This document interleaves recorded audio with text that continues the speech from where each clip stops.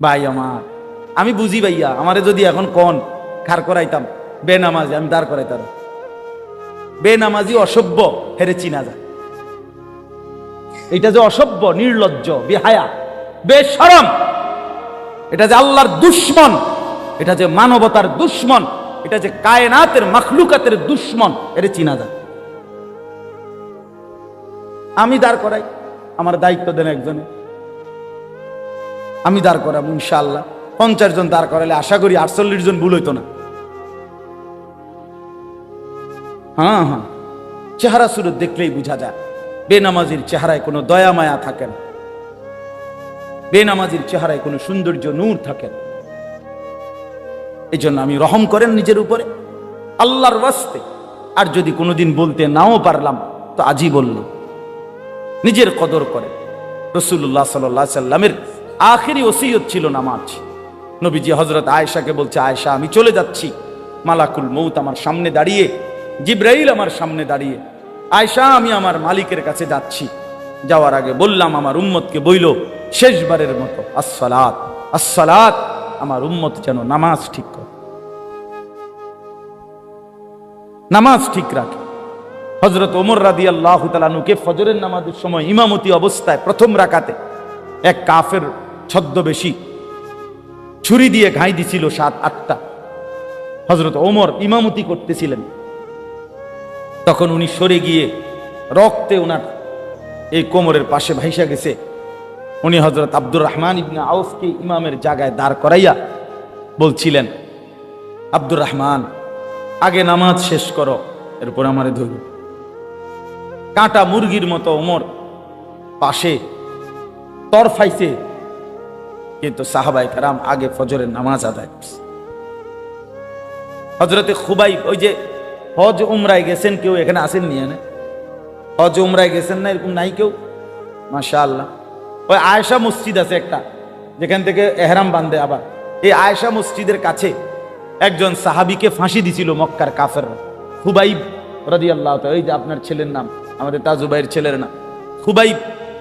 হযরত খুবাইবকে এই ফাঁসিতে যখন ওনাকে ঝুলায় বাঁধে খেজুর গাছের সাথে বাইদা, বর্ষা দিয়া মক্কার কুরাইশ ছেলেরা সারা শরীর এরকম ঘাই দিয়া দিয়া চালনির মতো ছিদ্র বানায় ফেলছিল, রক্ত পড়তেছিল। এই সময় ওনারে ফাঁসির রশি টানবার আগে শেষ ওনারে জিজ্ঞেস করছিল, খুবাইব তোমার আখিরি তামান্না কি, শেষ আশা কি?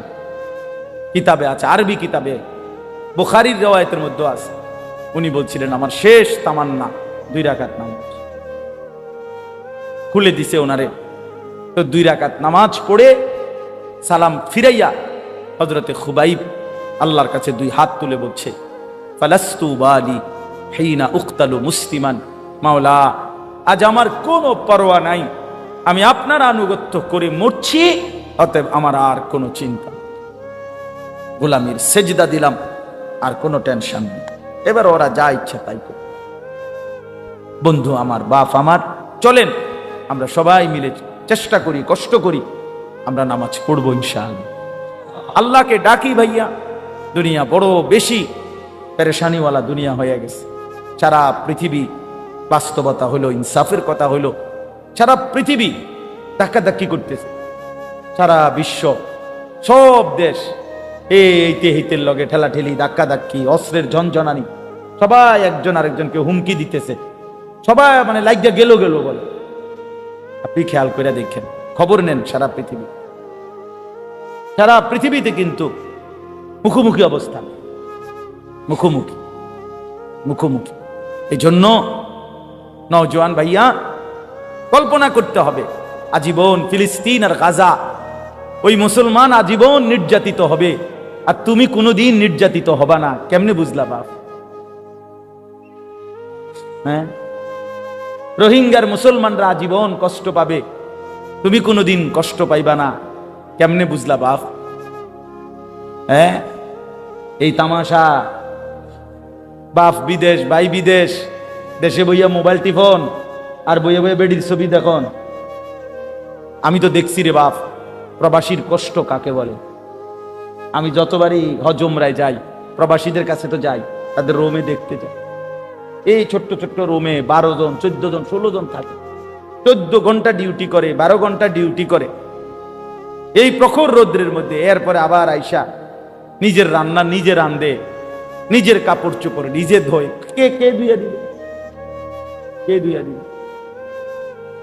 আমি 33 দিন হজে ছিলাম।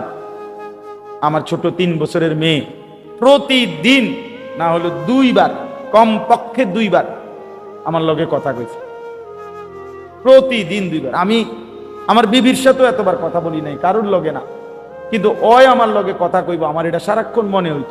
মাত্র 33 দিন আছিলাম গোনা গোনা, কিন্তু আমার কলিজা ছিঁড়া গেছে। আমার ছোট্ট মেয়েটার আমি দেখবো কখন, আদর করব কখন। আর ওই বেচারা দে 1টা বছর 2টা বছর 3টা বছর স্ত্রী সন্তান ছেলে এই কষ্ট করে প্রবাসে থাকে। আহা, বিনিময়ে তার স্ত্রী সন্তান দেশে 2 হাতে মোবাইল টিপে টাকা পয়সাগুলো দেদাচ্ছে, যা মন চায় তাই নষ্ট করে। হায় জালেম, কি করলি, কি করলি? ওই বেচারার কলিজা পানি করা টাকা, রক্ত পানি করা টাকা। আল্লাহ আমাদেরকে মাফ করে দেন। আমরা নিয়ত করলাম তো ইনশাআল্লাহ। যুবক ভাই কি খবর? নিয়ত করেন, নিজেকে বল। হ্যাঁ, আবারও বলছি, কেউ কেউ তোমার ঘরে মনে রাখ, এই সময় তোমার চুলের বাম্পার সাইবার টাইম কারও নাই। তুমি বেকুব দেখে তুমি মনে করছো কতজনে চায়, হুদ্দা মানুষের কামের অভাব নাই। মানুষ বুঝিয়ে বইয়ে বইয়ে তোমার চুলের একবার এদিকে ফিরাও, একবার এদিকে ফিরাও। ব্যাক কর, কার হাতে টাইম আছে? যে হতনের টাইম নেই মানুষের। আকাম শুধু শুধু নিজে নিজে বোকামি করছে। আল্লাহ আমাদেরকে বুঝ দান করে। সব ছেলে ভাইয়া কেউ মনে রাখবেন, আপনাদের সবাইকে বলি, দুনিয়া একজনের জন্য থামে যায় না। এই সামনের সিএনজি অ্যাক্সিডেন্ট, 3 জন লোক মরে গেছে মনে করেন, তবুও পিছনের সিএনজি থেমে যায় না, ছাড়ি দিয়ে জায়গা কারো হাতে সময়। আমি সব সময় বলি, দুনিয়া বড় স্বার্থপর, বড় স্বার্থপর। আগের গাড়ি অ্যাক্সিডেন্ট করলো, পিছনের গাড়ি তার হাতে সময় নাই। একটু জ্যাম বাজলে চিৎকার শুরু করে, এই বেটা, আরে কাটা মরছে টরছে ডিফরে, বেটা রাস্তা ক্লিয়ার করবে না, সময় নাই আমার। এই তো দুনিয়া, এই তো দুনিয়া। আপনি মরবেন যেদিন, সেদিনও আপনার স্ত্রী সন্তান যদিও কাঁদবে, কিন্তু ওই দিন রাইতেও তারা ঠিকই ভাত তরকারি খাবে। এই মুসলমান, কেন ফজরের নামাজ পড়লেন? ওই নাফরমান, তোমরা যারা ফজরের নামাজ পড়ো না, আরে রাসূলুল্লাহ সাল্লাল্লাহু আলাইহি সাল্লাম বলছে যে ফজরের নামাজ পড়ে না এটা খবিস, খবিস, খবিস বেটা, তুই খবিস বেটা, খবিস বেটা, তুই বেটা, খবিস বেটা তুই। নবী বলছে খবিস, এটা রাসূলুল্লাহ বলছে এটা খবিস যে ফজরের নামাজ পড়ে। নবীজির জামানায় মুনাফিক হিসাবে নবী যাকে সন্দেহ করতেন তাকে ফজরের নামাজে তালাশ করতেন। কসম খোদার, ফজরের নামাজের অনুপস্থিতি দেখে নবী বুঝতেন এটা মুনাফিক। সাহাবীরা বলতেন আমরা রাসূলের জামানায় মুনাফিক চিনতাম ফজরের অনুপস্থিতি দেখে। কোন নামাজ? কোন নামাজ? ফজর। ফজর ওটা পাউডার মারে, হ্যাঁ ওটা পাউডার দেয়, ফেয়ার এন্ড লাভলি দেয়, বডি স্প্রে মারে, হ্যাঁ নিচে মুতের গন্ধ, প্যান্টে মুতটা পানি লয় না, উপরে পাউডারের গন্ধ, স্বাদে গন্ধে অতুলনীয়। বাহ, অসাধারণ পারফিউম, দুইটা মিললে একটা অসাধারণ ফ্লেভার। রাসূলুল্লাহ সাল্লাল্লাহু আলাইহি সাল্লাম বলেন যে ফজরের নামাজ পড়ে না, যাকা রাজুলুন বালা শাইতানু ফি উদুনাইহি, নবীজি বলেন যে ফজরের নামাজ পড়ে না, শয়তান তার 2 কানে মুত্তা দেয়। কসম খোদার, এটা হাদিস, আমি এক শব্দ বানাইয়া বলিনি। আপনি আমার লগে রাগ হইবারও সুযোগ নাই। আপনি যদি কোন এই হুজুর আর কইও না, আমি আইতাম না, এত ঠেকা পড়ছি না, আবার আইব না। আমার সাথে নারাজ হওয়ার কিচ্ছু নাই বাপ। মুসলমানের সন্তান, মুসলমানের বাপ নিজের উপরে রহম করেন, নিজের আমল ঠিক করেন, নিজের নামাজ ঠিক করেন। কেন নামাজ পড়বেন না? আমি তো আলহামদুলিল্লাহ এখনো আমার খুলনার হযরত, বাংলাদেশের অনেক বড় একজন বুজুর্গ, আরিফ বিল্লাহ হযরত মাওলানা মুফতি নুরুল আমিন সাহেব হযরতের কাছে আমরা এখনো নামাজ শিখি।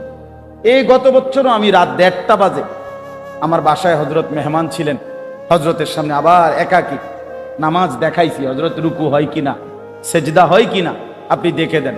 এইবারও হযরত আমার সেজদা এবং রুকুর মধ্যে একটু ত্রুটি ঠিক করে দিচ্ছে, বলছে মনে হয় এটা এইভাবে হবে। আজ থেকে প্রায় 5-7 বছর আগে আমার শায়েখ আল্লামা মুফতি মুশতাকুন নবী কাসেম হুজুর আমারে বলছে, মাওলানা কয়েকজন আলেম রেডি করেন, খুলনা যাব। আমি প্রায় 30 জনের মতো আলেম আমরা 3 দিনের জন্য যাব হুজুরের সাথে, মুশতাকুন নবী সাহেব হুজুরের সাথে ঠিক করছি। তো যাওয়ার আগে হুজুরকে আমি বললাম, হুজুর কেন যাবেন ওইখানে, খুলনা যাবেন কেন ওই হুজুরের কাছে? এই প্রথম যখন যাই, হুজুর বলছে মাওলানা শুধুই কেবল সুন্নত মোতাবেক ওযু এবং নামাজ শেখার জন্য।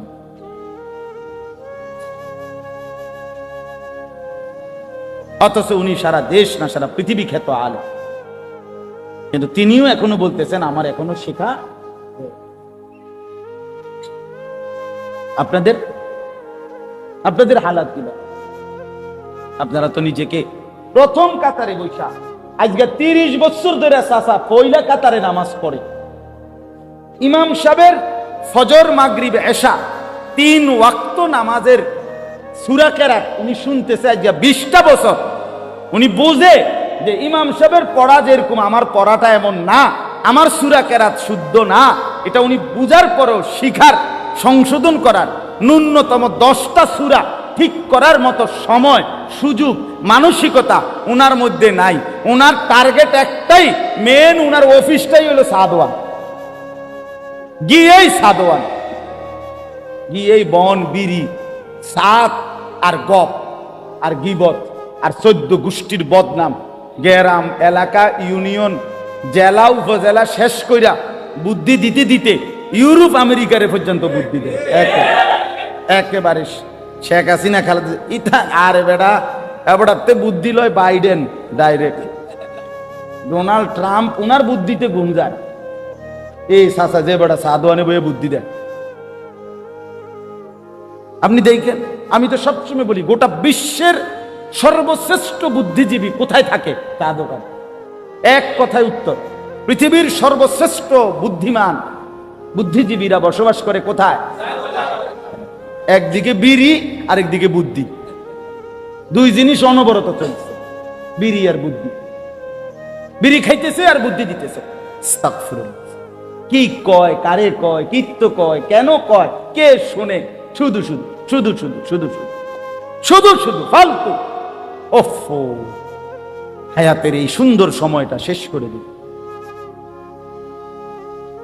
40 বছর পরের 50 বছরের এই সুন্দর হায়াত বরবাদ করে। অথচ এই হায়াত আর আসবে না, এই জিন্দেগি আর আসবে না। বলেন 16ই জুলাই 2024 রোজ মঙ্গলবার পৃথিবীতে আর কোনোদিন আসবে? আগামী বছর 16ই জুলাই হবে, সেটা 24 না 25 সাল। আগামী সপ্তাহে মঙ্গলবার আসবে, কিন্তু সেটা 16 তারিখ না, আর কোনো দিন আসবে, কোন রাত আর ফিরে না। আমার বাপ, মনে রাখবে জিন্দেগি ওয়ান ওয়ে, শুধু সামনের দিকেই যেতে হয়, আর কোনো দিন পেছন ফেরা যায় না। রাস্তার মধ্যে যেটা ওয়ান ওয়ে, সেটা দিয়েও সামনের দিকে যাইতে হয়, তবে রাস্তার ওয়ান ওয়ের মধ্যে একটা সুযোগ আছে, পেছনে ফিরবার জন্য ইউটার্ন নেওয়া যায়। কিছু দূর গেলে আবার কি আছে, ইউটার্ন আছে, ইউটার্ন দিয়ে পিছনে আসা যায়। কিন্তু খোদার কসম, হায়াতের কোনো ইউটার্ন নেই। আছে বাপ, আজকের দুপুরে ফিরতে পারবেন? আজকের আসরের ওয়াক্তে আপনি বিকাল টাইমটার কাছে আরেকবার ফেরত যাইতে পারবেন? আজকেরটা আর রব্বানা আখরিজনা না'মাল সালিহান গায়রাল্লাযী কুন্না না'মাল। রব্বুল আলামিন বলেন, প্রত্যেকটা জাহান্নামী নাফরমান জাহান্নামের ভীষণ আগুনে যখন ঢেউ খেলবে, উথাল পাতাল ঢেউ খেলবে, চিৎকার দিয়ে জাহান্নামী বলবে, রব্বুল আলামিন অল্প সময়ের জন্য দুনিয়ায় ফেরত যেতে দেন। এবার যদি যেতে পারি এবার সবগুলো আমল করে ফেলবো, নেক আমল। আল্লাহ তখন সাথে সাথে বলবেন, আওয়ালাম নুআম্মিরকুম, বান্দা বলো তো আমি কি তোমাকে সময় দেই নাই? 60 বছর কারে দিছিলাম? 40 বছর কাকে দিয়েছিলাম? 30 বছর কাকে দিলাম? বান্দা বলো না। দুপুর 1টা বাজে জোহরের আজান হইছে, এরপরে 4টা 45 আবার আসরের আজান হইছে, মাঝখান দিয়া 3.5 ঘন্টা জোহরের ওয়াক্ত ছিল, অথচ 12 রাকাত নামাজ পড়তে 3 ঘন্টা লাগে না? লাগে কি? তাইলে আমি কি সময় দেই নাই? ফজরের 4 রাকাত নামাজ পড়তে তো লাগতো 4, 5, 10 মিনিট, আমি তো ওয়াক্ত দিয়ে রাখছিলাম 1 ঘন্টার চাইতে বেশি। আমি কি সময় দেই নাই? হ্যাঁ বলেন, কেন ফজরের নামাজ পড়লেন না? এই মুসলমান, কেন ফজরের নামাজ পড়লেন না? ওই নাফরমান, তোমরা যারা ফজরের নামাজ পড়ো না, আরে রাসূলুল্লাহ সাল্লাল্লাহু আলাইহি সাল্লাম বলছে যে ফজরের নামাজ পড়ে না এটা খবিস। খবিস, খবিস বেটা তুই, খবিস বেটা, খবিস বেটা তুই, বেটা খবিস বেটা তুই। নবী বলছে খবিস, এটা রাসূলুল্লাহ বলছে খবিস যে ফজরের নামাজ পড়ে। নবীজির জামানায় মুনাফিক হিসাবে নবী যাকে সন্দেহ করতেন তাকে ফজরের নামাজে তালাশ করতেন। কসম খোদার, ফজরের নামাজের অনুপস্থিতি দেখে নবী বুঝতেন এটা মুনাফিক। সাহাবীরা বলতেন আমরা রাসূলের জামানায় মুনাফিক চিনতাম ফজরের অনুপস্থিতি দেখে। কোন নামাজ? কোন নামাজ? ফজর। ফজর ওটা পাউডার মারে, হ্যাঁ ওটা পাউডার দেয়, ফেয়ার এন্ড লাভলি দেয়, বডি স্প্রে মারে, হ্যাঁ নিচে মুতের গন্ধ, প্যান্টে মুতটা পানি লয় না, উপরে পাউডারের গন্ধ, স্বাদে গন্ধে অতুলনীয়। বাহ, অসাধারণ পারফিউম, দুইটা মিললে একটা অসাধারণ ফ্লেভার। রাসূলুল্লাহ সাল্লাল্লাহু আলাইহি সাল্লাম বলেন যে ফজরের নামাজ পড়ে না, যাকা রাজুলুন বালা শাইতানু ফি উদুনাইহি, নবীজি বলেন যে ফজরের নামাজ পড়ে না শয়তান তার 2 কানে মুত্তা দেয়। কসম খোদার, এটা হাদিস, আমি এক শব্দ বানাইয়া বলিনি। আপনি আমার লগে রাগ হইবারও সুযোগ নেই। আপনি যদি কোন এই হুজুর আর কইও না, আমি আইতামও না, এত ঠেকা পড়ছি না, আবার আইব না। আমার সাথে নারাজ হওয়ার কিচ্ছু নাই বাপ।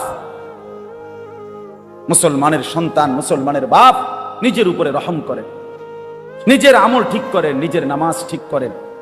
কেন নামাজ পড়বেন না? কেন নামাজ পড়বেন?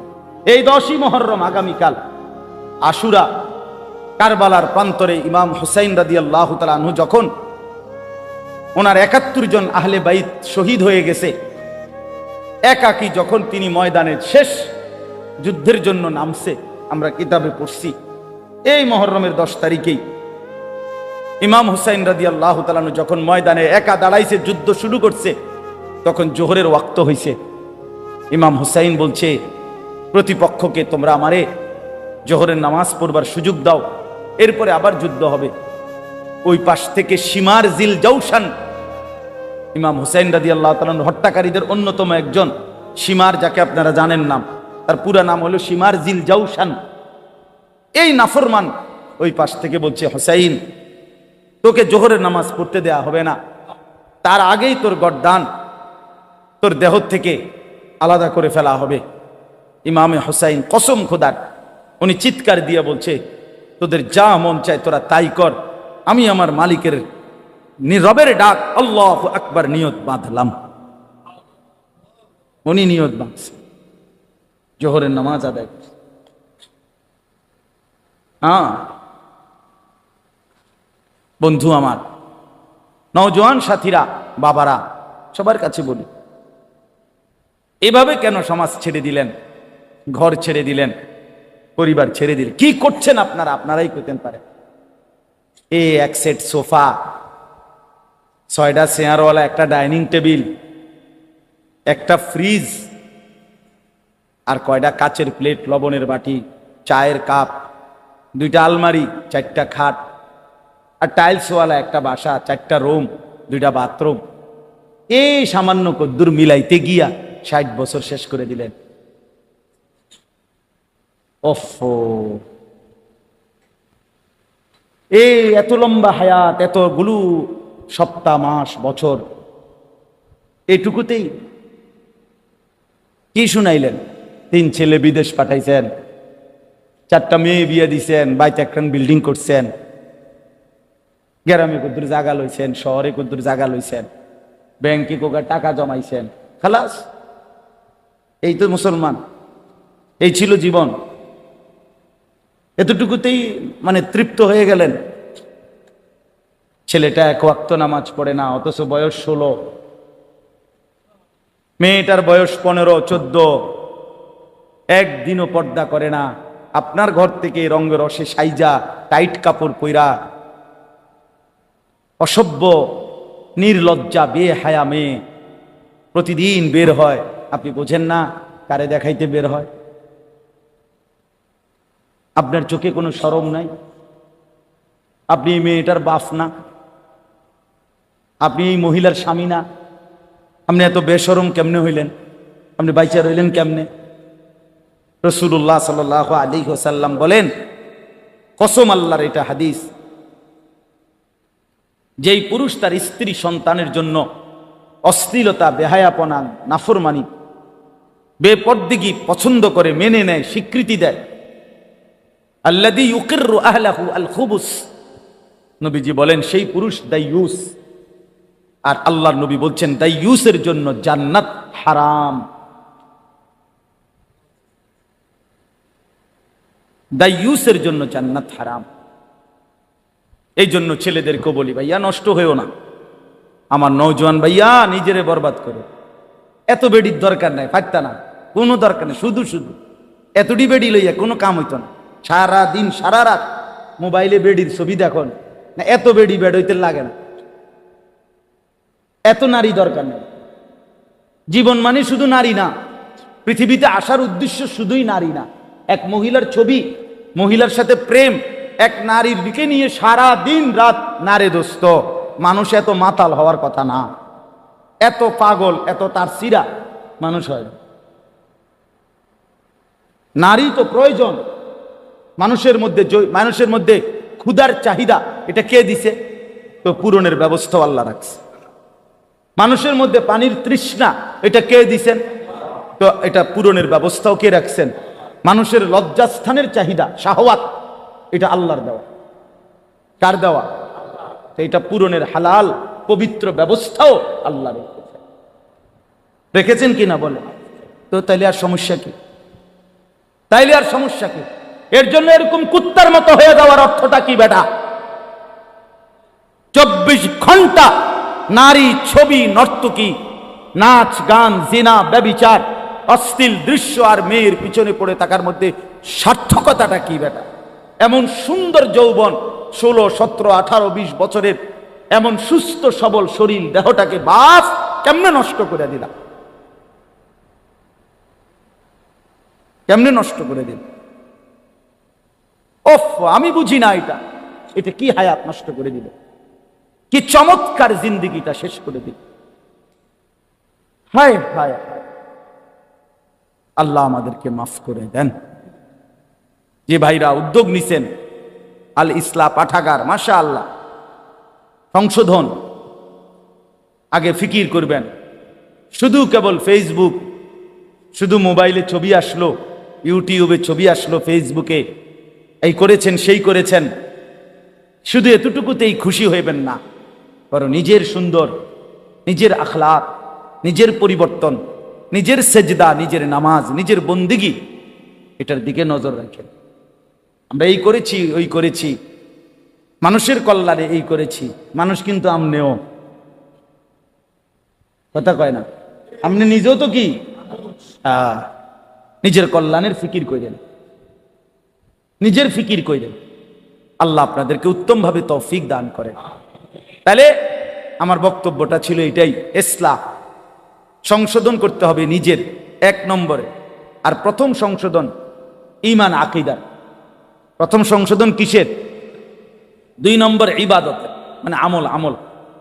3 নম্বর হলো মুআমালাত, লেনদেন। আমরা চলতে গিয়ে জীবন চলার পথে জমির বেচা কিনা, এরপরে আমাদের সমস্ত উৎপন্ন কর্ম, আমরা যে উপার্জন করি, উপার্জনের যার যেটা পন্থা, চাকরি বলেন, ব্যবসা বলেন, ক্ষেত বলেন, যেটাই বলেন, যে যেমনি রোজগার করেন, এর রোজগার মানেই লেনদেন। রোজগার মানে কি? কেউ পণ্য দেয়, কেউ টাকা দেয়, কেউ শ্রম দেয়, কেউ মজুরি দেয়, এই না কথাটা? মানে লেনদেন হয় এখানে। আমি শ্রম দিচ্ছি, আপনি আমারে পারিশ্রমিক দিচ্ছেন। আমি মাল দিচ্ছি, আপনি আমারে কি দিচ্ছেন? টাকা দিচ্ছেন। আমি জমি দিতেছি, আপনি আমারে মূল্য দিতেছেন, মানে লেনদেন। এইটাই মুআমালা। এইটাকেও সংশোধন করা আছে।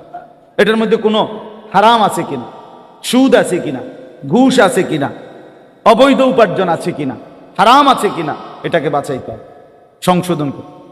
আপনি যেমন কোম্পানি বলছে আপনারা এভাবে আমরা কিস্তি দেব, আপনার থেকে এভাবে টাকা নেব, আপনি এটা তো কোম্পানি না বলছে, কিন্তু আপনার উচিত একজন আলেমে দ্বীনকে জিজ্ঞেস করা যে হুজুর আমার দোকানের ব্যবসাটা হলো এই, আমারে এই এই কোম্পানি এভাবে মাল দিতে চায়, এভাবে টাকা নিতে চায়, আমার এটা দেওয়া নেওয়া ঠিক হবে কিনা? এটা কি 10টা মিনিট, আধা ঘন্টা একজন আলেমের কাছে জিজ্ঞেস করে নেওয়া যাইতো না? কথা বলেন না কেন? না, কিন্তু আপনি দেখেন এটা জিজ্ঞাসা করতে রাজি না। আমার সম্পদের উপরে এটা জিজ্ঞাসা করা উচিত যে আমার লেনদেনটা সহি কিনা। এই যে আমাদের সমাজে যুগ যুগ ধরে বন্ধকের যেই সিস্টেম আজও বদলানো যাচ্ছে না, অথচ এটা 100 যে আধা 30 শতক 20 শতক আধাকানি জমি আমনেরে আমি দিলাম, আর আমনের থেকে আমি 50,000 টাকা নিছি বা 1 লাখ টাকা দিছি, বিনিময়ে আমনের কাছে আমি 20 শতক জমি কি রাখছি? বন্ধক রাখছি, আর আমনের থেকে আমি টাকা নিছি 50,000। এখন আমাদের দেশের নিয়ম কি? যে যতদিন পর্যন্ত এই 50,000 টাকা সুদ না করবে, এবারে না দিতে পারবো, অতদিন এই 20 শতক জমি উনি ভোগ করব। এটা না নিয়ম? এটা 100 হারাম, 100 হারাম, হারাম হারাম হারাম। এটা হারাম ব্যাপার, হারাম খাইলা তুমি, হারাম খাই। যদি বলেন ওমা আপনি নতুন করে এই কথা কইলে হইবনি হুজুর, না আমি নতুন করে কইলে হইতো না, জানতো আপনি আপনার পুরান কথা থাই না, অসুবিধা, আমাদের মানা করছি নি, আমি তো জামুগা। এখন বয়ান শেষ হইলে তো আমার গাড়ি রেডি, আমি দৌড় কুমিল্লা, আমি কিত্তাম আপনার কান্দে লই বয়ে থাকতাম। আপনারে বললাম। হ্যাঁ, এবার যদি আপনি বলেন না হুজুর এটা হারাম না, আপনার কাছে হুজুর আছে, অন্য কেউ বলছে এটা জায়েজ, তাহলে কে বলছে আমারে জানাইলে এরপরে আমার বিচার যেদিন হবে সেদিন আমি বটনি লাগাবো আপনাদের সামনে কানে ধইরা, এবং ভিডিও হইব, রেকর্ডিং হবো, সারা দেশ দেখবে। আপনি বিচারের ডেট ঘোষণা দিয়েন, আমি বলে। তাহলে কথার কথা একটা উদাহরণ দিলাম, অসংখ্য গাছের ফল, পুকুরের মাছ আপনার আন্দাজের উপরে বিক্রি করে ফেলে। ও বল মানে মুকুল বের হইতে হইতেই কি বিচ্ছেলায় ফল বিক্রি করে ফেলে। তো এটা কি হালাল না হারাম জিজ্ঞেস করছে? ওদের এমনি তো চলতে আছে, এমনি চললে, এমনি তো কত মানুষে বিড়ি খাইতো, এই জন্য সবাই বিড়ি খাই নেবো নাকি? কত মানুষে তো টেলিভিশন দেখতেছে, তো এই জন্য বুঝি টেলিভিশন জায়েজ হয়ে গেছে, নাটক সিনেমা দেখা কি হয়ে গেছে? জায়েজ হয়ে গেছে। তাইলে অনেক মানুষ কোনো গুনাহ করলেই সেটা কি হয়ে যায় না, হালাল হয়ে যায়। আল্লাহ আমাদেরকে বুঝ দান করে। বন্ধকের এই সিস্টেম সঠিক বানানোর কোনো সিস্টেম না। মানে এই লোক কি করবো যে 20 শতক জমি ওনার কাছে যে আমি বন্ধক রাখলাম, তো এটা কি করবো উনি? এটা আমনে কি করবে, এটার একটা বুদ্ধি আছে, এটা আমি বলতাম না। আমি আমনের দরকার হলে আপনি হুজুরের জিগাইবেন, আমি অন কইতাম কেন? না কি লেগে বলবো আমি? না জানার দরকার নেই, যার দরকার হে জিগাইব কষ্ট করে। আলেমদেরকে জিজ্ঞাসা করলেই ওনারা হালাল তরিকা কি, বৈধ পন্থাটা কি সেটা বলে দিন। কথা বুঝছেন কিনা বলে? প্রত্যেক পন্থারই বিকল্প হালাল পন্থা আছে, আছে কিনা বলেন না কেন? মদের বিকল্প মধু আছে, বুঝেন না? সুদের বিকল্প ব্যবসা আছে, হালাল ব্যবসা। আল্লাহ এই জন্য বলছে আমি সুদে না হারাম করছি, কিন্তু ব্যবসাকে তো হালাল করছি। তাহলে বিকল্প হালাল পদ্ধতি আছে কিনা বলেন? আচ্ছা, আপনি জেনে নিবেন। 3 নাম্বার। 4 নাম্বার হলো মুআশারাত, আচরণ, পারস্পরিক আচরণ, মা বাবা, স্ত্রী, সন্তান, ভাই বোন, চাচা মামা, ফুফা খালু, পাড়া মহল্লা, প্রতিবেশী, আত্মীয় স্বজন, বন্ধু বান্ধব, চলার পথের পথিক, মুসাফির, এতিম, গরিব, ফকির, মিসকিন, অসহায়, এই সমাজের আমাকে বাদ দিয়ে যত মানুষ, কার সাথে আমার আচরণ কি হবে এটা জানা, এটা ঠিক করা, এইটাও আমার সংশোধনের অংশ। কথা বুঝছেন? মার সাথে আচরণ যা, স্ত্রীর সাথে আচরণ তা কেমন, সন্তান ভাইয়ের সাথে কেমন, নিকট আত্মীয়ের সাথে আচরণ কেমন, দূরের আত্মীয়ের সাথে আচরণ কেমন, এইটার স্তর জানা চাই, এটার স্তর জানা চাই। মাকে প্রাধান্য দিয়ে স্ত্রীকে জুলুম না করা, স্ত্রীকে প্রাধান্য দিয়ে মার উপরে জুলুম না করা, প্রত্যেককে তার হক আদায় করা। এই আল্লাহ আমাদেরকে বুঝ দান করেন। পঞ্চম নাম্বার হলো আখলাক, আমাদের অন্তরের ভিতরে চরিত্র। প্রত্যেক মানুষের অন্তরে দুই রকমের চরিত্র আছে, কিছু মন্দ চরিত্র, কিছু উত্তম চরিত্র। মন্দ চরিত্রগুলো সরিয়ে ফেলা আর উত্তম চরিত্রগুলো নিজের মধ্যে তৈরি করা, সংশোধন করা। যেমন আপনার মনে করেন কৃপণতা, এ মানুষের ভিতরে থাকে, কৃপণতার একটা অভ্যাস, এটা একটা মন্দ চরিত্র, এটা দূরে সরানো উচিত। দানশীলতা, পরোপকার, এটা একটা উত্তম চরিত্র, এটা আনয়ন করা উচিত। পরের গীবত, পরের প্রতি ঈর্ষা, মানে কারো কিছু ভালো দেখলেই গাও জ্বলা, হিংসা, ঈর্ষা, হিংসা, এটা একটা কি মন্দ চরিত্র। অপরের কল্যাণ দেখে খুশি হওয়া, এটা একটা উত্তম চরিত্র। তাহলে ওই মন্দটা সরানো, উত্তমটা আনা, এটা আমাদের দরকার। তাহলে আমি অল্প কথায় বললাম, 1 নাম্বার আমাদের ঈমান আকীদা সংশোধন করা উচিত, 2 নাম্বার ইবাদত আমল সংশোধন করা উচিত, 3 নাম্বার লেনদেন সংশোধন করা উচিত, 4 নাম্বার পারস্পরিক আচরণ সংশোধন করা উচিত, 5 নাম্বার আখলাক মানে ভেতরের চরিত্র সংশোধন করা উচিত। তাহলে ইসলাহি মাহফিল এবার বলেন তো কি পরিমাণ দরকার? কথাটা বুঝছেন কিনা বলেন?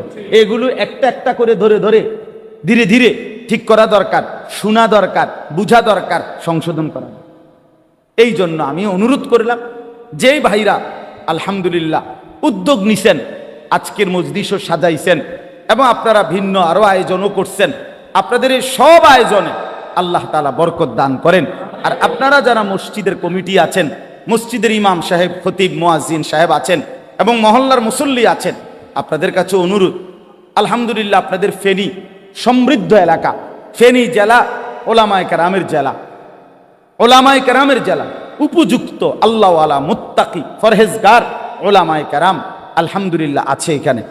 এই জন্য আপনারা মাঝে মাঝে 2 মাস পরে পারেন, 3 মাস পরে পারেন, এরকম ইসলাহি মজলিস করার চেষ্টা করবে।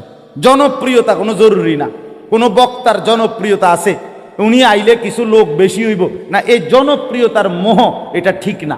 আমার জনপ্রিয়তা মূল মাকসাদ না, সংশোধন মূল মাকসাদ। কথা বুঝছেন কিনা?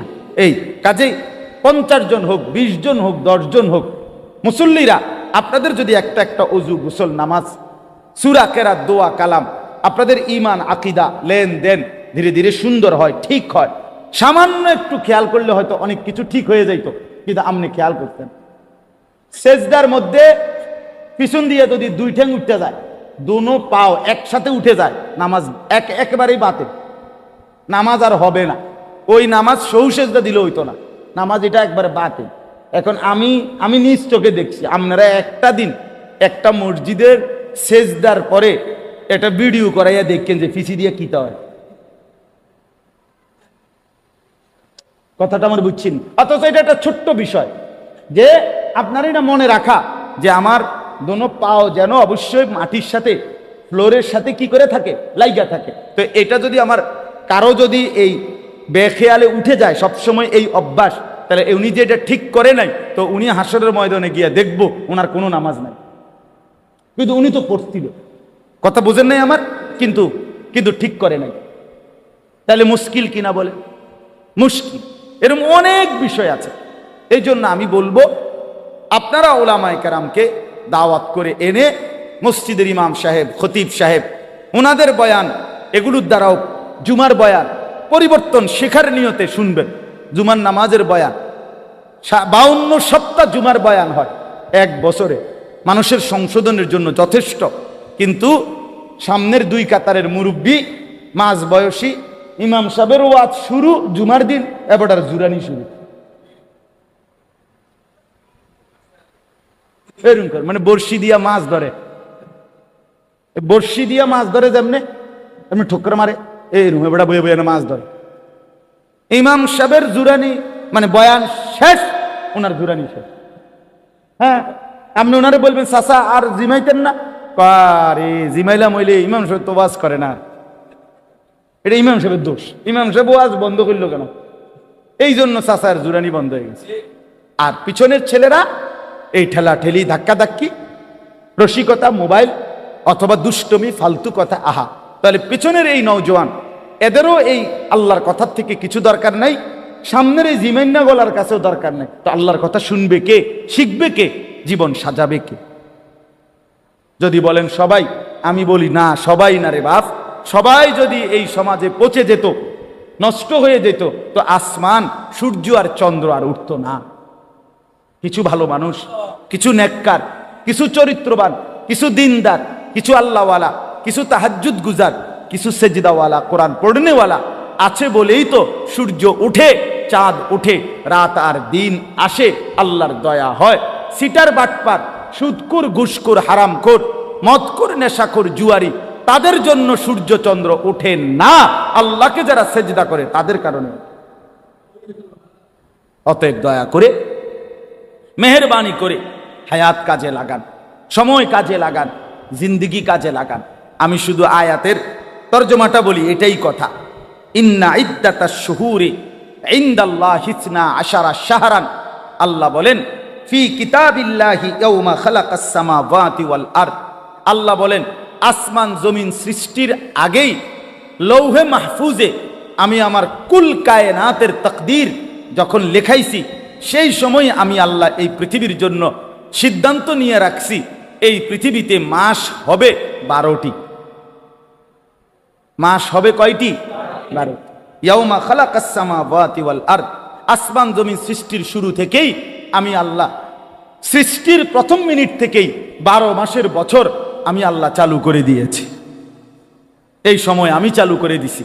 এই যে 12 মাস, এই যে সপ্তাহ, এই যে দিন, এই যে রাত, এই যে সকাল, দুপুর, বিকাল, প্রথমেরটারে কয় সকাল, এরপরে হইলে কয় দুপুর, এরপরে হইলে বিকাল, এগুলো তো আপনার জাতিসংঘের ফয়সালা, ঠিক না? এটা জাতিসংঘের সিদ্ধান্ত। তো মানে প্রথমে সকাল, এরপরে দুপুর, এরপরে বিকাল, নাকি? কথা বলেন না কেন? 7 দিনে সপ্তাহ, 12 মাসে বছর, এগুলো আমেরিকার সিদ্ধান্ত। আল্লাহ বলেন এটা আমার ফয়সালা। সময়, এই প্রতিটা সময়, ঘন্টা, মিনিট, সেকেন্ড, মাস, বছর, সপ্তাহ, দিন, মুহূর্ত, এক বিন্দু, আল্লাহ বলেন এটা আমার সিদ্ধান্ত, আমার সিদ্ধান্ত। মিনহা আরবাআতুন হুরুম, আল্লাহ বলেন এই 12টি মাসের মধ্যে 4টি মাস সম্মানিত, সবচেয়ে বেশি। এই 4টি সম্মানিত মাসের মধ্যে একটা হলো এই মুহররম, জিলকদ, জিলহজ, মুহররম, রজব। এর মধ্যে এখন যে মাস, আগামীকাল 10ই মুহররম। আল্লাহর সৃষ্টির মধ্যে যে কয়টা সম্মানিত দিন, তার মধ্যে অন্যতম একটি দামি, সম্মানিত, পবিত্র একটি দিন আগামীকাল 10ই মুহররম, আশুরা যেটাকে বলে। রাসূলুল্লাহ সাল্লাল্লাহু আলাইহি সাল্লাম বলেন এই আশুরার দিন যে ব্যক্তি রোজা রাখবে, আল্লাহর নবী বলেন আমি আশা করি আমার আল্লাহ তার পিছনের 1 বছরের গুনাহ মাফ করে দিন।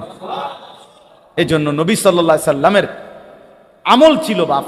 নবীজি সাল্লাল্লাহু আলাইহি সাল্লাম আশুরার রোজা রাখতেন, সাহাবায়ে কেরামকে রাখতে বলতেন, এবং ইন্তেকালের আগের বছর বলছিলেন যে আমি 10 তারিখের সাথে 9 তারিখও একটি রোজা মিলাইয়া রাখবো, মানে 2 দিন।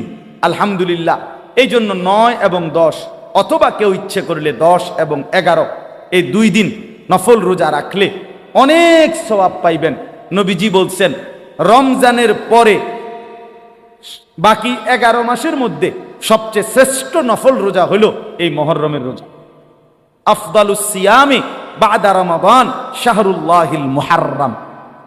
আলহামদুলিল্লাহ আমরাও চেষ্টা করছি। আমি রোজা ছিলাম, ইফতার করছি দেখেই একটু দেরি চাই, নাই তো আমি জাস্ট টাইমে আসতে পারতাম। এই জন্য আপনাদের কাছে অনুরোধ করলাম, যারা আজকে রাখছেন কালকে আরেকটা রাখবেন ইনশাআল্লাহ। যারা পারেন নাই, যারা চেষ্টা করেন কালকে বুধবার, তারপরের দিন বৃহস্পতিবার, এই 2 দিনের 2টা রোজা রাখতে অনেক বড় সওয়াব পাবেন। স্ত্রী, সন্তান, ঘর পরিবারের মা বোনদের কাছেও বলবেন। সর্বশেষ কথা হলো যালিকা দ্বীনুল কাইয়্যিম। আল্লাহ বলেন এই মাস, বছর, ঘন্টা, মিনিট, সেকেন্ড এবং সম্মানিত 4টি মাস, এই সব কিছুই আমি আল্লাহর অকাট্য বিধান। অতএব তুমি রাতকে ডবল একসাথে আনতে পারতা না, দিন ডবল একসাথে আনতে পারতা না, তুমি কোনো ঘন্টা আটকাইতে পারতা না, তুমি কোনো মিনিট থামাইতে পারতা না। পারবেন? আল্লাহ চাইলে পারবে, আর কেউ পারবে? আল্লাহ কোরআনে বলছে আমি যদি রাত টেনে লম্বা করে কিয়ামত পর্যন্ত রাত বানিয়ে রাখি, কুল আরাআইতুম ইন জাআলাল্লাহু আলাইকুমুল লাইলা সারমাদান ইলা ইয়াউমিল কিয়ামা মান ইলাহুন গায়রুল্লাহ ইয়াতিকুম বিদিয়াইন। কে আছে আমি আল্লাহ ছাড়া আগামী কালকের ভোর এনে দিবে? বলেন তো, আছে কি কেউ? আছে কেউ? বলেন বাপ। অতএব আল্লাহ বলছেন এটা আমার অকাট্য বিধান। রাত্র আমি আনি, দিন আমি আনি, বছর আমি আনি, মাস আমার, আমার বাপ। এই শেষ কথাটা শুনেন, আল্লাহ কোরআনে বড় আমাদেরকে আদেশ করছেন, ফালা তাজলিমু ফীহিন্না আনফুসাকুম। অতএব আমার বান্দা, যেহেতু তুমি বুঝেছ যে মাস, বছর, সম্মানিত মাস অথবা ঘন্টা, মিনিট, সেকেন্ড, সময় সবটাই আমি আল্লাহর। অতএব আমার সময়ে, আমার দেওয়া সময়ে, আমার দেওয়া হায়াতে তুমি নিজের উপরে গুনাহ করে জুলুম করো না। আমার সময় এভাবে নষ্ট করো না। এই জন্য যুবক ভাই, এই ঘন্টাগুলো, মিনিটগুলো, এই সপ্তাহ, শনিবার, রবিবার, সোমবার, মঙ্গলবার, দোস্ত আমার, বন্ধু আমার, এর একটাও আমারও না, তোমারও না, তোমার বাপেরও না, আল্লাহ। খোদার কসম আল্লাহ বলছেন, বান্দা নিজের উপরে আমার দেওয়া এই সময়গুলোতে গুনার নাফরমানি করে জুলুম করো না। আমি বান্দা ছাড়বো না, 1 সেকেন্ড আমি হিসাব না নিয়ে ছাড়ব। 1 সেকেন্ড, একটা পলক, একটা মুহূর্ত আল্লাহর কাছে হিসাব দিতে হবে। আমার বাবা আপনাদেরকেও বললাম, আমাকেও বললাম, আপনাদেরকেও বললাম, 1টা মিনিট এই খামখেয়ালির হিসাব দিতে হবে। এই খামখেয়ালির হিসাব দিতে হবে। 1 জাররা, 1 সেকেন্ড আল্লাহ বলছেন আমি হিসাব নেব। লাকাদ আহসাহুম, আমি তোমাদেরকে বেষ্টন করে আছি। ও আদ্দাহুম আদ্দা, আল্লাহ বলে আমি তোমাদের জিন্দেগি গুনে গুনে রাখছি, গুনে গুনে। আহসাহুল্লাহ, আল্লাহ বলেন আমি গুনে রেখেছি। ও নাসুহু, তুমি ভুলে গেছো, তুমি মনে নাই বান্দা, আমার মনে আছে। আমি সেকেন্ড সেকেন্ড ফিরাই দেব। ইয়াউমা তুবলাস সারায়ের। হে ভাইয়া শুনেন, আল্লাহ বলছে তোমার অন্তরের ভিতরে যা যা জল্পনা, কল্পনা, কথা, পরিকল্পনা, ইচ্ছা, আকাঙ্ক্ষা, শাহওয়াত, কামনা, বাসনা, অন্তরে যেগুলো ঘুরপাক খাইতো কিয়ামতের দিন, সেগুলো আমি তোমার সামনে খুলে দেখাবো। হুসিলা মা ফিস সুদূর, অন্তরের গুলোও দেখাবো, এক সুতা আড়াল হবে না। এই জন্য দয়া করেন, রহম করেন। আমিও আপনিও কষ্ট করে বসছেন, গরমের মধ্যেই বসছেন। যুবক ভাই যে কয়জন বসছেন ভাইয়া, চেহারা সুরত দেখে অনেকেরই মনে হচ্ছে নামাজ পড়েন না। ভাই আমার, আমি বুঝি ভাইয়া, আমারে যদি এখন কোন খার করাইতাম বেনামাজি, আমি দাঁড় করাইতাম। বেনামাজি অসভ্য হেরে চিনা যায়। এটা যে অসভ্য, নির্লজ্জ, বেহায়া, বেশরম, এটা যে আল্লাহর দুশ্মন, এটা যে মানবতার দুশ্মন, এটা যে কায়নাতের মাখলুকাতের দুশ্মন, এর চিনা যায়। আমি দাঁড় করাই, আমার দায়িত্ব দেন একজনে, আমি দাঁড় করাবো ইনশাআল্লাহ। 50 জন দাঁড় করালে আশা করি 48 জন ভুল হইতো না। হ্যাঁ হ্যাঁ, চেহারা সুরত দেখলেই বোঝা যায় বেনামাজির চেহারায় কোনো দয়া মায়া থাকে না, বেনামাজির চেহারায় কোনো সৌন্দর্য, নূর থাকে না। এই জন্য আমি রহম করেন নিজের উপরে, আল্লাহর ওয়াস্তে আর যদি কোনোদিন বলতে নাও পারলাম তো আজই বলল। নিজের কদর করে। রাসূলুল্লাহ সাল্লাল্লাহু আলাইহি সাল্লামের আখেরি ওসিয়ত ছিল নামাজ। নবীজি হযরত আয়েশাকে বলছে, আয়েশা আমি চলে যাচ্ছি, মালাকুল মউত আমার সামনে দাঁড়িয়ে, জিবরাইল আমার সামনে দাঁড়িয়ে, আয়েশা আমি আমার মালিকের কাছে যাচ্ছি, যাওয়ার আগে বললাম আমার উম্মতকে বইল শেষবারের মতো আসসালাত আসসালাত, আমার উম্মত যেন নামাজ ঠিক করে, নামাজ ঠিক রাখে। হযরত ওমর রাদিয়াল্লাহু তাআলা আনহুকে ফজরের নামাজের সময় ইমামতি অবস্থায় প্রথম রাকাতে এক কাফের ছদ্মবেশী ছুরি দিয়ে ঘাই দিছিল 7-8টা। হযরত ওমর ইমামতি করতেছিলেন, তখন উনি সরে গিয়ে রক্তে ওনার এই কোমরের পাশে ভাইসা গেছে। উনি হযরত আব্দুর রহমান ইবনে আউফকে ইমামের জায়গায় দাঁড় করাইয়া বলছিলেন, আব্দুর রহমান আগে নামাজ শেষ করো, এরপর আমারে ধরো। কাঁটা মুরগির মতো ওমর পাশে তরফাইছে, কিন্তু সাহাবায়ে কেরাম আগে ফজরের নামাজ আদায় করছে। হযরতে খুবাইব, ওই যে হজ উমরায় গেছেন কেউ, এখানে আসেন নিয়ে না, হজ উমরায় গেছেন না এরকম নাই কেউ? মাশাআল্লাহ। ওই আয়েশা মসজিদ আছে একটা, যেখান থেকে এহরাম বাঁধে। আবার এই আয়েশা মসজিদের কাছে একজন সাহাবীকে ফাঁসি দিছিল মক্কার কাফেররা, খুবাইব রাদিয়াল্লাহু তাআলা। এই যে আপনার ছেলের নাম, আমাদের তাজুবাইয়ের ছেলের নাম খুবাইব। হযরত খুবাইবকে এই ফাঁসিতে যখন ওনাকে ঝুলায় বাঁধে খেজুর গাছের সাথে বাইধা, বর্ষা দিয়া মক্কার কোরাইশ ছেলেরা সারা শরীর এরকম ঘাই দিয়া দিয়া চালনির মতো ছিদ্র বানায় ফেলছে, রক্ত পড়তেছিল। এই সময় ওনারে ফাঁসির রশি টানবার আগে শেষ ওনারে জিজ্ঞেস করছিল, খুবাইব তোমার আখিরি তামান্না কি, শেষ আশা কি? কিতাবে আছে, আরবি কিতাবে, বুখারীর riwayতের মধ্যে আছে। উনি বলছিলেন আমার শেষ তামান্না 2 রাকাত নামাজ।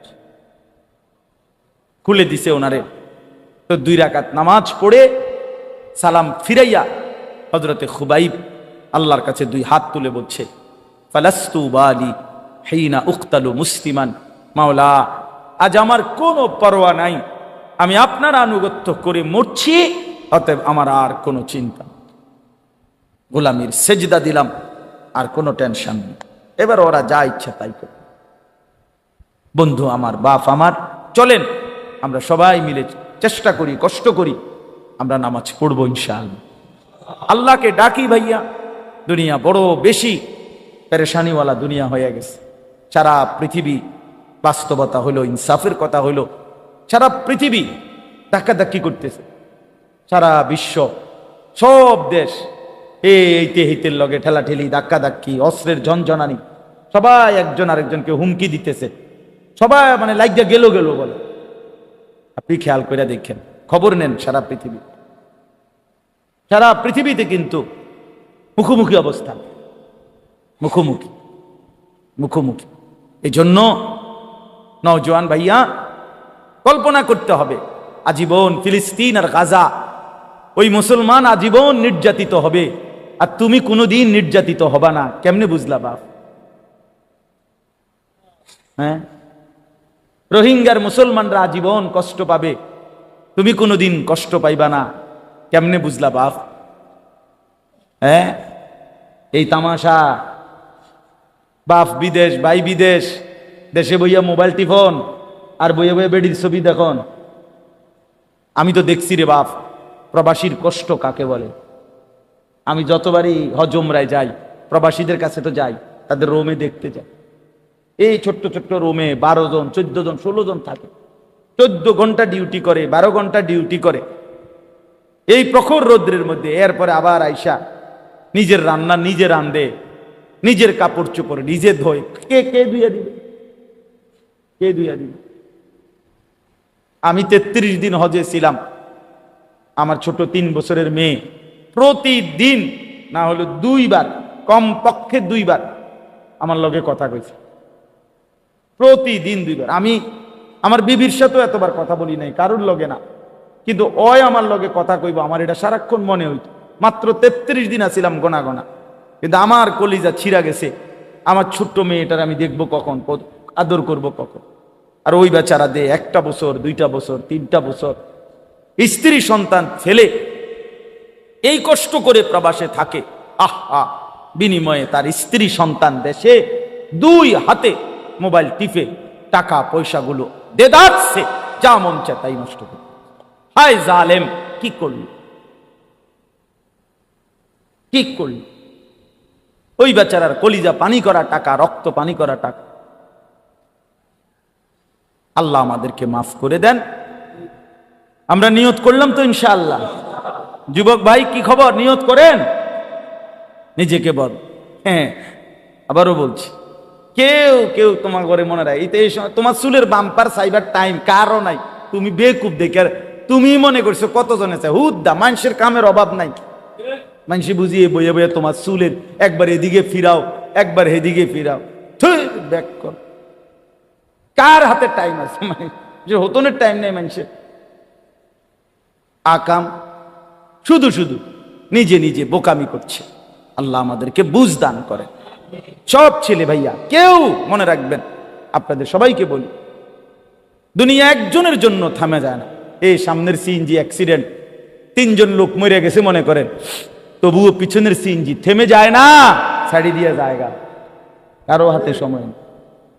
আমি সব সময় বলি, দুনিয়া বড় স্বার্থপর, বড় স্বার্থপর।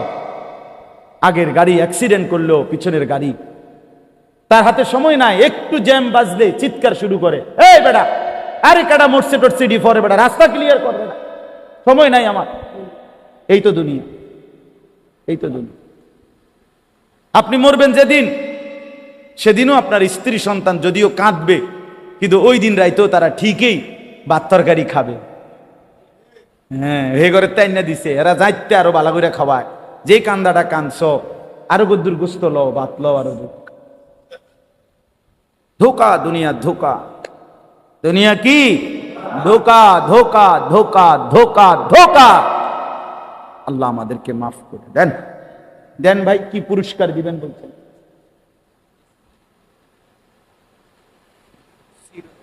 হ্যাঁ দেন, বলে।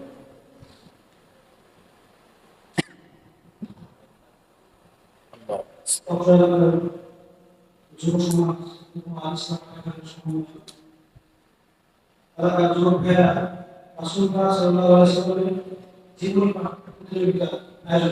মাশাআল্লাহ, এবং এই প্রতিযোগিতায় যারা অংশগ্রহণ করেছেন তাদের মধ্যে থেকে আজকে 12 জন পুরস্কৃত করা হবে। আমরা যারা পুরস্কার পাবো, যাদের নাম এখানে লেখা আছে, তাদের স্ট্যাচু বসে আমরা সবাই প্রশ্ন পিছে চলে আসবে, পিছে চলে আসবে। নামগুলো পড়া হচ্ছে, আপনারা সবাই যখন করবেন এদিকে চলে আসবে।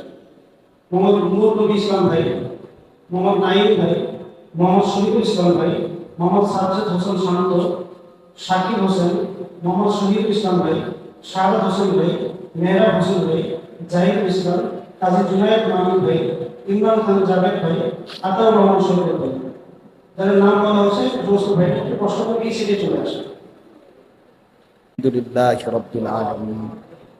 اللهم أنت السلام ومنك السلام تباركت يا ذا الجلال والإكرام يا أرحم الراحمين يا أرحم الراحمين يا أرحم الراحمين ربنا ظلمنا أنفسنا وإن لم تغفر لنا وترحمنا لنكونن من الخاسرين ربنا آتنا في الدنيا حسنة وفي الآخرة حسنة وقنا عذاب النار رب ارحمهما كما ربياني صغيرا ربنا هب لنا من أزواجنا وذرياتنا قرة أعين واجعلنا للمتقين إماما মাওলাই করিম আপনি মাফ করে দেন, রব্বে করিম আপনি মাফ করে দেন, বেশুমার গুনাহ মাফ করে দেন, সামনের জিন্দেগি সুন্দর করে দেন, ঈমান আমলের দৌলত দান করেন, তাকওয়া তহারতের জিন্দেগি দান করেন, ইজ্জত আফিয়ত দান করেন। আল্লাহ জীবনটা কাজে লাগাবার তৌফিক দান করেন। পেছনের জিন্দেগি খুব বেশি অন্ধকার মাওলা, সামনের জিন্দেগি আলোকিত করে দেন, নেক আমলের তৌফিক দান করেন, ঈমান আমল সুন্দর করার তৌফিক দান করেন। আল্লাহ সেজদাওয়ালা কপাল বানিয়ে দেন, কাঁদনেওয়ালা চোখ বানিয়ে দেন, জিকিরওয়ালা জবান বানিয়ে দেন, মোহব্বতওয়ালা দিল বানিয়ে দেন, জিন্দিগিওয়ালা বন্দিগিওয়ালা জিন্দিগি বানিয়ে দেন। আয় আল্লাহ আমাদের প্রত্যেককে কবুল করে নেন। এলাকার আশপাশের দূর দূরান্তের যে যেখান থেকে এসেছি মাওলা, প্রত্যেককে আল্লাহ যত কবরবাসী আছে সমস্ত কবরবাসীকে মাফ করে দেন। কিয়ামত পর্যন্ত কবরের আযাব মাফ করে দেন। কবরগুলোকে জান্নাতের টুকরা বানিয়ে দেন। আয় আল্লাহ এলাকার সমস্ত নওজওয়ানকে কবুল করে নেন, প্রতিটা যুবককে কবুল করে নেন। আল্লাহ যুবকের চেহারা সেজদাওয়ালা বানিয়ে দেন। আয় আল্লাহ যুবকের দিল ঈমান আমলওয়ালা বানিয়ে দেন। আল্লাহ প্রতিটা যুবককে নামাজি বানিয়ে দেন। আল্লাহ যেই নওজওয়ানদের চেষ্টায় এই সুন্দর মজলিস হয়েছে, আপনার বন্ধুর সিরাত পাঠ প্রতিযোগিতা হয়েছে, আল্লাহ আপনি তাদেরকে উত্তমভাবে কবুল করে নেন। আল্লাহ এদের জিন্দিগি সাজিয়ে দেন, এদের আখলাক সাজিয়ে দেন, এদের ঘর পরিবার সকলকে কবুল করে নেন। বাকি যুবক ছেলেদেরকে আল্লাহ সবাইকে আল্লাহ এমন সুন্দর আয়োজনের সাথে অংশগ্রহণ করার তৌফিক দান করেন। আমার বাবা চাচা মুরব্বীদেরকে আরো বেশি নেক আমলের তৌফিক দান